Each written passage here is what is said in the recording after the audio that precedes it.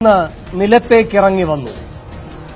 കൃത്രിമ മഴയ്ക്ക് പകരം പെൺകുരുന്നുകളുടെ കണ്ണീർ മഴയാണ് കേരളത്തിന്റെ പ്രശ്നം എന്ന് കണ്ടുകൊണ്ട് നല്ല കാര്യം. എന്നാൽ പേരിന് മാത്രം പ്രതികരിച്ച് പ്രായശ്ചിത്തം ചെയ്തെന്നേ തോന്നിച്ചുള്ളൂ. അത്രമാത്രം ബലമില്ലാത്തതായിരുന്നു ബാലികാ പീഡനത്തെക്കുറിച്ചുള്ള അടിയന്തര പ്രമേയം. പിണറായിക്ക് അതുകൊണ്ട് പണി എളുപ്പമായി.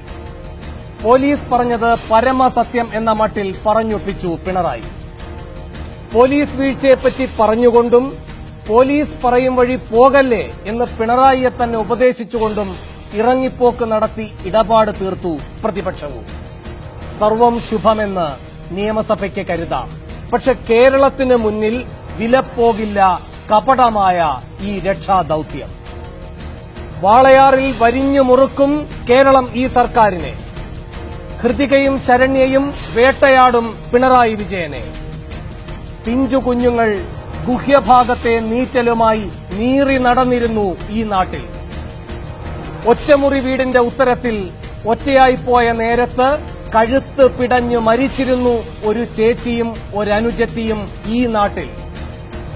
അതേപ്പറ്റി മുഖ്യമന്ത്രി പറഞ്ഞത് ആദ്യഘട്ടത്തിൽ എല്ലാവരും ധരിച്ചു പോലും ആത്മഹത്യയാണെന്ന്. അതുമായി ബന്ധപ്പെട്ട മറ്റ് നടപടികളിലേക്ക് അന്ന് നീങ്ങാൻ കഴിയുമായിരുന്നില്ലെന്ന്.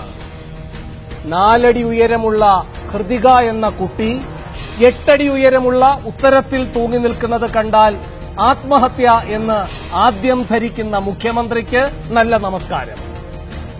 3.5 അടി ഉയരമുള്ള ശരണ്യ എന്ന കുട്ടി 8 അടി ഉയരമുള്ള ഉത്തരത്തിൽ തൂങ്ങി നിൽക്കുന്നത് കണ്ടാൽ അതും ആത്മഹത്യ എന്ന് ആദ്യം ധരിക്കുന്ന മുഖ്യമന്ത്രിക്ക് വീണ്ടും നല്ല നമസ്കാരം. ഇതാണ് പിണറായി. ഇതാണ് പിണറായിയുടെ പോലീസ്. ഈ പിണറായിയും ഈ പിണറായി പോലീസും ഇരകൾക്ക് നീതി നൽകും എന്നതിൽ ഇനി ആർക്കെങ്കിലും സംശയമുണ്ടോ?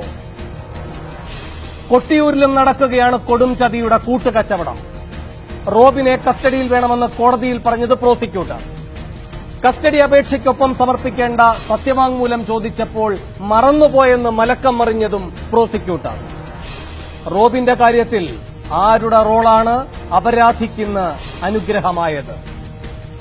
വാളയാറിലെ വഴിപിഴയ്ക്കലും കൊട്ടിയൂരിലെ കൂട്ടുകച്ചവടവും കേരള സർക്കാരിന്റെ വനിതാ ദിന സമ്മാനമാകുമ്പോൾ 6 ചോദ്യങ്ങളാണ് സൂപ്പർ പ്രൈം ടൈം ചോദിക്കുന്നത്. 1. വാളയാറിലെ മൂത്ത കുട്ടി പീഡിപ്പിക്കപ്പെട്ടെന്ന പോസ്റ്റ്മോർട്ടം റിപ്പോർട്ട് പോലീസ് പരിഗണിക്കാഞ്ഞത് എന്തുകൊണ്ട്? 2. അമ്മയും അനുജത്തിയും അപരാധിയെ തിരിച്ചറിഞ്ഞിട്ടും അസ്വാഭാവിക മരണമാക്കിയത് ആരെ രക്ഷിക്കാൻ? 3. ഹൃതികയുടെ പീഡനം പുറത്തറിയിക്കാഞ്ഞ പോലീസല്ലേ ശരണ്യയെ കൊന്നതിന്റെ കൂട്ടുത്തരവാദി? 4. റോബിന്റെ കസ്റ്റഡി അപേക്ഷയിൽ അട്ടിമറി നടന്നത് അന്വേഷണ സംഘത്തിന്റെ അവിശുദ്ധ നീക്കമോ? 5. പ്രതിപക്ഷത്തിന്റെ അടിയന്തര പ്രമേയ നീക്കം ഇന്നലെ രാത്രിയുണ്ടായ അടിയന്തര വിചാരമോ? 6. പോലീസിന്റേത് ഗുരുതര പിഴവെന്ന് മേഴ്സിക്കുട്ടിയമ്മയല്ലാതെ ആരേറ്റു പറയും? ഈ ചോദ്യങ്ങൾക്കുള്ള ഉത്തരം തേടുകയാണ് സൂപ്പർ പ്രൈം ടൈം.